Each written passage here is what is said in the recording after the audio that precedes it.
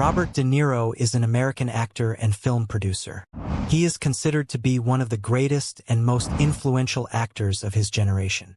Born August 17, 1943, age 81 years, Manhattan, New York, United States. Partner, Tiffany Chun. Children, Drina De Niro, Aaron Kendrick De Niro, Raphael De Niro, Elliot De Niro, Julian Henry De Niro. Spouse, Grace Hightower, M. 1997 to 2018. Diane Abbott, M. 1976 to 1988. Height, 1.77 meters. Awards, Academy Award for Best Actor in a Leading Role, see more. Robert De Niro, net worth $500 million. Early life and education. Robert Anthony De Niro was born in the Manhattan borough of New York City on August 17, 1943. The only child of painters Virginia Admiral and Robert De Niro Sr., his father was of Irish and Italian descent, while his mother had Dutch, English, French, and German ancestry. His parents, who had met at the painting classes of Hans Hofmann in Provincetown, Massachusetts, separated when he was 2 years old after his father announced that he was gay. De Niro was raised by his mother in the Greenwich Village and Little Italy neighborhoods of Manhattan. His father lived nearby and remained close with De Niro during his childhood. Nicknamed Bobby Milk because of his pale complexion, De Niro befriended many street kids in Little Italy, much to the disapproval of his father. Some, however, have remained his lifelong friends. His mother was raised Presbyterian but became an atheist as an adult, while his father had been a lapsed Catholic since the age of 12. Against his parents' wishes, his grandparents had De Niro secretly baptized into the Catholic Church while he was staying with them during his parents' divorce.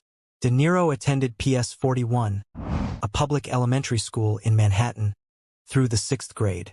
He began acting classes at the Dramatic Workshop and made his stage debut in school at age 10, playing the Cowardly Lion in The Wizard of Oz. He later went to Elizabeth Irwin High School, the upper school of the Little Red Schoolhouse, for the 7th and 8th grades. He was then accepted into the High School of Music and Art for the 9th grade, but attended for only a short time before transferring to a public junior high school, IS 71, Charles Evans Hughes Junior High School.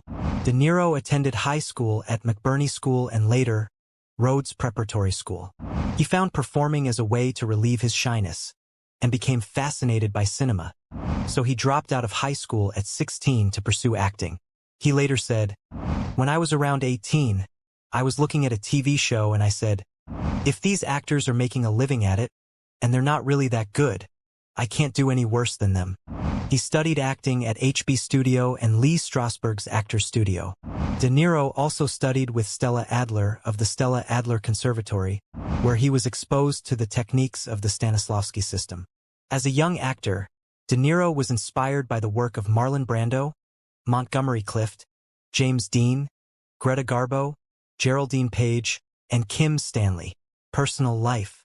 De Niro is a long-term resident of New York City and has been investing in Manhattan's Tribeca neighborhood since 1989. He has properties on the east and west sides of Manhattan.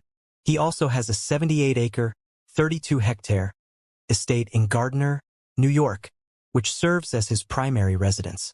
In 1998, De Niro lobbied U.S. Congress against impeaching President Bill Clinton.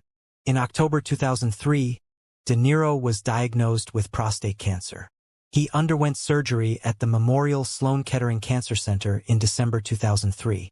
In 2006, De Niro received Italian citizenship, despite opposition by the Sons of Italy, who believe that De Niro damaged the public image of Italians by portraying criminals. In 2012, De Niro joined the anti-fracking campaign Artists Against Fracking. In 2013, De Niro attended Israeli President Shimon Peres's 90th birthday celebration, as well as the Israeli Presidential Conference. He praised Peres as a great person, a great statesman.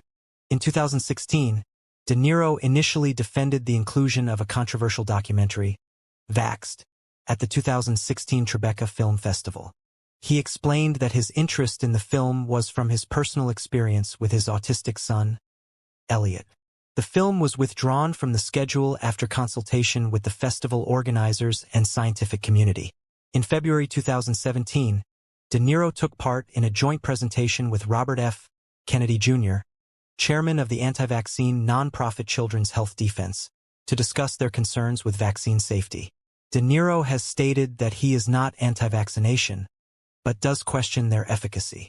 Later in 2016, De Niro attended an annual celebrity gala for the Friends of the Israel Defense Forces at the Beverly Hilton in Los Angeles.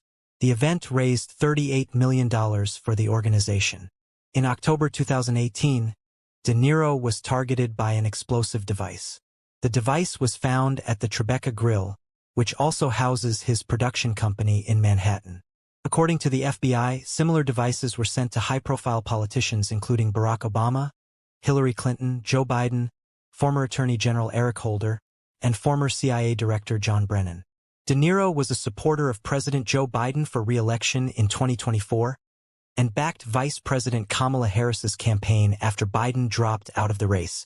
He had previously criticized President Donald Trump, calling him a buffoon, believing he could become a vicious dictator, and comparing his politics to fascism. Career: 1963 to 1973, early roles and breakthrough. De Niro had minor film roles in Encounter, 3 Rooms in Manhattan, both released in 1965, and Les Junes Loops, 1968. Shortly afterwards, De Niro landed a major role in Greetings, 1968, a satirical film about men avoiding the Vietnam War draft. The film marked the first of a series of early collaborations between De Niro and director Brian De Palma. A year later, De Niro appeared in the drama Sam's Song, in which he portrays a New York City filmmaker. Also in 1969, he appeared in De Palma's comedy The Wedding Party. Although it was filmed in 1963, it was kept unreleased for 6 years. De Niro, who was still unknown at the time, gained a favorable review from the New York Times' Howard Thompson. This farcical comedy, modestly produced by a trio of young people and utilizing some unfamiliar faces, is great fun.